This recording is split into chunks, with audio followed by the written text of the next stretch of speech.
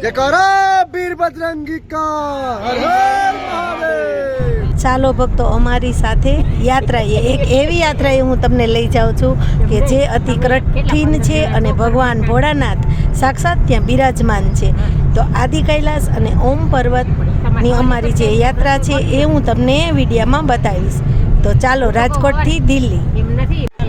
તો આ છે અમારા ગ્રુપનો સામાન, કેમ કે ત્યાં છે ને ખૂબ ઠંડી પડે છે, એટલે ગરમ કપડાં, આ બૂટ બધું સાથે લઈ જવાનું હોય. તો આવી 4 ટ્રોલી સામાન છે અમારી સાથે.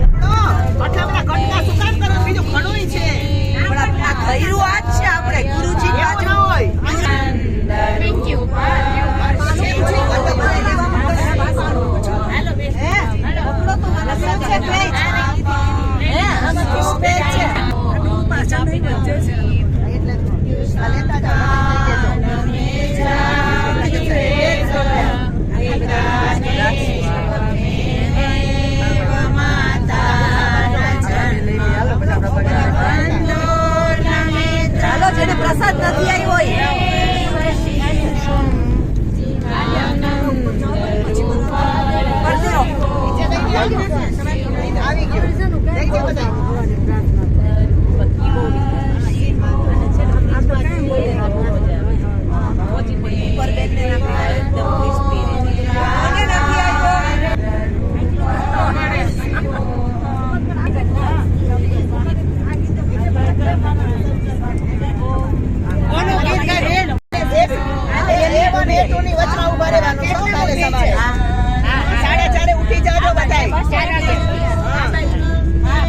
તો હવે સવાર થઈ ગયું છે અને આ દિલ્હીથી આ બધી ગાડીઓમાં અમારે પિથોરાગઢ જવાનું છે.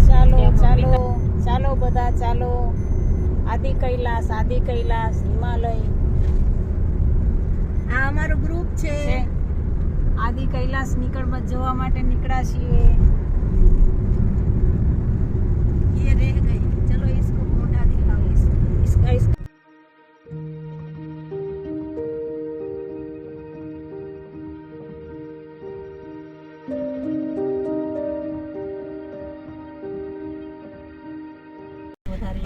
જો દિલ્હીની અંદર આ રામ ભક્તો છે ને કંઈક રેલી કાઢી છે ને એના હું તમને દ્રશ્ય બતાવું છું.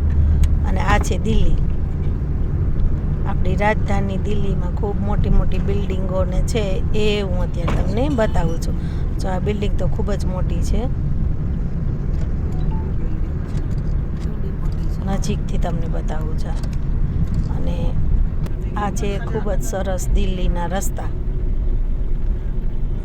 ગ્રીનરી ખૂબ છે દિલ્હીમાં, તોય દિલ્હીની અંદર પ્રદૂષણ બધાયથી વધારે છે. રસ્તા ઉપર બધે અમને એવા ઝાડ ને જ જોવા મળ્યું. ફરીથી આપણે ભગવાન સૂર્યનારાયણના દર્શન કરતાં કરતાં પિથોરાગઢ તરફ જઈ રહ્યા છીએ. આ સાઈડ મૂર્તિ બનાવે છે. રોડ ઉપર ટ્રાફિક પણ માપનો છે, બહુ ટ્રાફિક નથી અને શાંતિથી અમારી ગાડીઓ જાય છે. સૂર્યનારાયણ ઉગી રહ્યા છે એનાય તમને હું આરે દર્શન કરાવતી જાઉં. તો અહીંયાથી હવે અમારે પિથોરાગઢ જવાનું છે. પિથોરાગઢ અમારો નાઇટ સ્ટે છે અને ત્યાર પછી પિથોરાગઢથી વહેલી સવારે નારાયણ આશ્રમ તરફ અમારે જવાનું છે. તો આ છે દિલ્હીનો નેશનલ હાઈવે. આ હોટલમાં અત્યારે ચા નાસ્તો કરવા ઊભા છીએ. જો આ રીતે બધા હવે જાય છે. ક્યારેક બતાવીશું આ બધી હોટલ.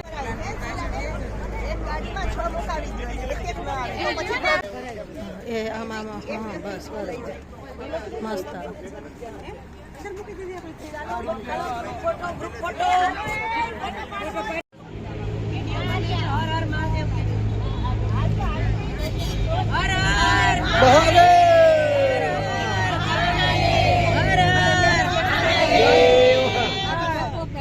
जयकारा वीर बजरंगी का, हर हर महादेव।